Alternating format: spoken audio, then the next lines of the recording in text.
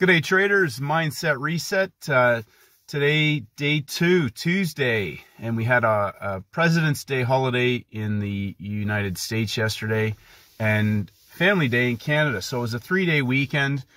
And if you haven't watched the video on the U.S. holiday weekends, go ahead and watch that. I'll put the link below in the video.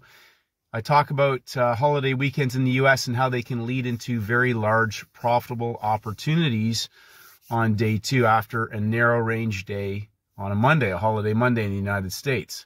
So a holiday Monday, what we'll often see, and this just to clarify, as I explained yesterday, the markets are open and they've traded in Asia and in London, and they trade during the U.S. session, but the U.S. equity markets are closed. And as I commented yesterday, when the U.S. equity markets are closed, I don't trade on those days. And the reason is because I'm looking for specific setups that offer a parabolic opportunity for a range expansion or a reversal trade.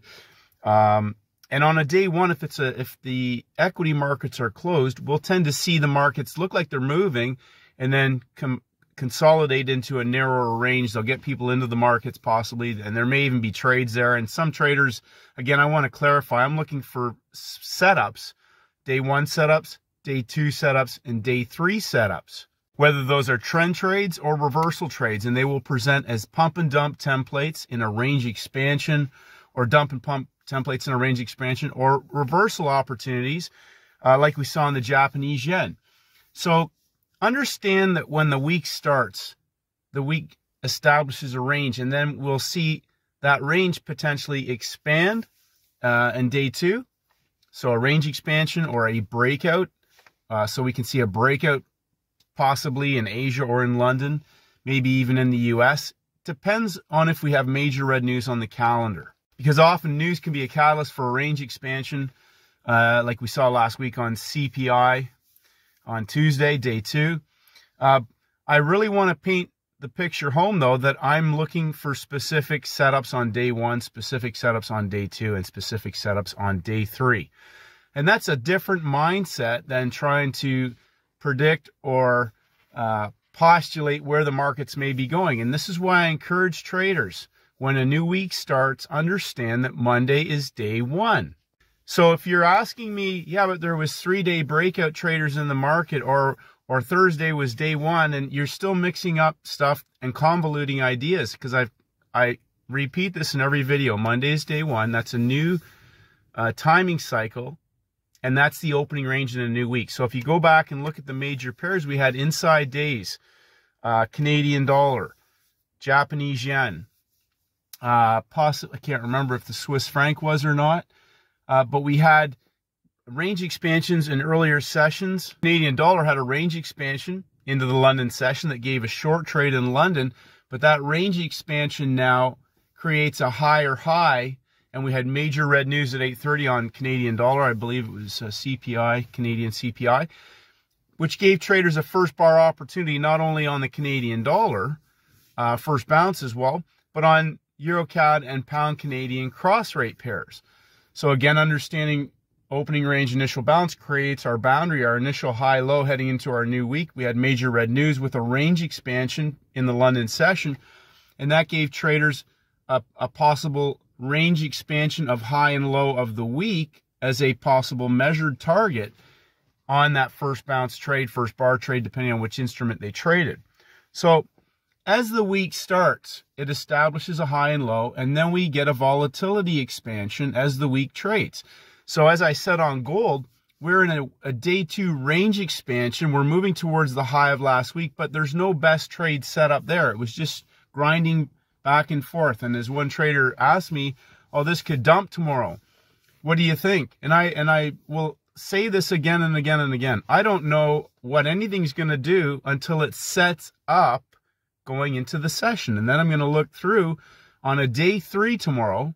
We have 2 types of opportunities: parabolic trend trades or parabolic reversal trades that will establish right from that beginning of trading on Monday for either a pump and dump, larger pump and dump template, or a larger dump and pump template, or a trading range template, or nothing at all.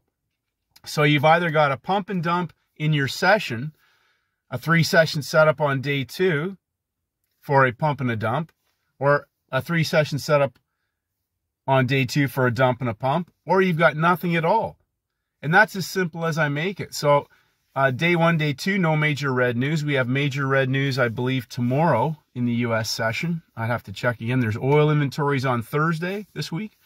So stepping back, Wednesday's the reset. I got some questions on the reset again today. Wednesday is the reset day. Monday's day 1. Tuesday is day 2. Wednesday is day 3. Wednesday resets and is a day 1 heading into the closing range of the week. Wednesday's the midpoint range of the week. Thursday is day 2. And Friday is day 3. We can have a 3-day setup that goes Tuesday, Wednesday, Thursday. We can have a 3-day setup that goes Thursday, Friday, Monday. We can have a 3-day setup that goes Friday, Monday, Tuesday. But that will still coincide with our opening range and initial balance, day 1, day 2 into the new week. So, in order to understand what you're looking for, the simplest and easiest way to do this is pump and dump, dump and pump. Traders who are counter trending a market on day 2 in a range expansion with no setup are going to wonder why they're getting grounded against in the wrong direction, or getting out at break even, or it didn't go. Why didn't it go? It didn't go because there's no setup. It's still on the expansion on day 2. It may reverse later. It may not even reverse. It may reverse, but it may not even have been a setup. So counter trending or trying to trend trade when there is no setup is not the same as taking a day 1 setup, a day 2 setup, or a day 3 setup. Now I go over this. I'm going to go over it again this afternoon. But the signal days, there were several inside days and narrow range days. Hence the holiday on the Monday. So when you get an opportunity for a range expansion, some of the traders got into the right trades, they got shaken out or they didn't hold on as long to. So going back and just reinforcing on the range expansion opportunity, those are the ones that you can hold on to or leave a trailer in, because as we are on the front side of that move, the market is still expanding the range. So opening range, day 2 gave another expansion opportunity, whether it was a continuation as we saw on NASDAQ. We saw a reversal on DJ30, but eventually that broke down for a continuation back to the low of the week, the current week. S&P, range expansion, lower lows on the inside, pump and dump template. I thought the NASDAQ was the cleanest, best engineered opportunity, as well as we had low-hanging fruit down from the low of last week, down underneath. And as I mentioned in the community post, all the indexes were inside and below Friday's closing range of the week. So go back and understand the importance of that. Day 1, day 2, narrow range, a holiday in the U.S. creates opportunities. This could be a very profitable week for many traders.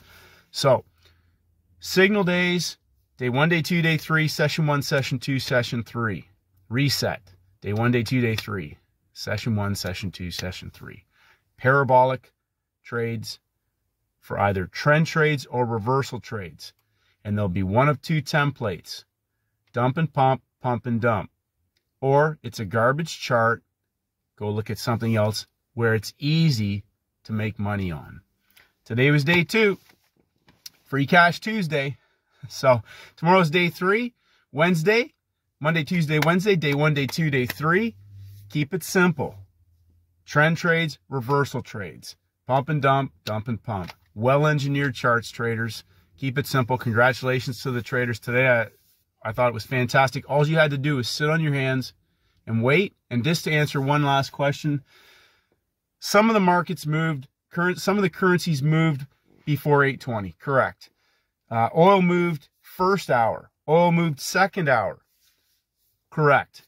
But we had a lower low on oil. So go back and look at that. Did not take out the high of Monday. So we had a range expansion on the downside, as Paul Tudor Jones talks about. If the market's giving you a signal, pay attention to that. The currencies, when they move early, but the setup is there, 8:05, 8 a.m., 8:10 a.m., whatever it is, from a level. There's a reason. The market was already broken down. Swiss franc was already broken down inside. Institution, large players may be getting in that first hour, but the setup was there first hour. No major red news. Why do I need to wait for 8:20?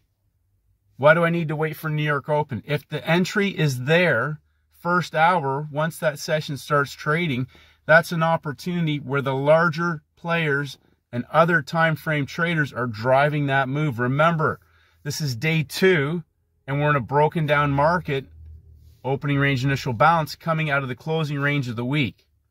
Other time frame traders are driving these moves. A new hour starts. If the entry is there, I'm getting in. There was no reason. If there's 8:30 news, well, I'm not getting in. But there was no news today other than Canadian CPI. So, timings, levels, behavior of price, behavior of the trader. Day 2 expands the range. Congratulations, traders. Great day to start the week. Holiday yesterday. Get out and enjoy your day. And may the markets go with you.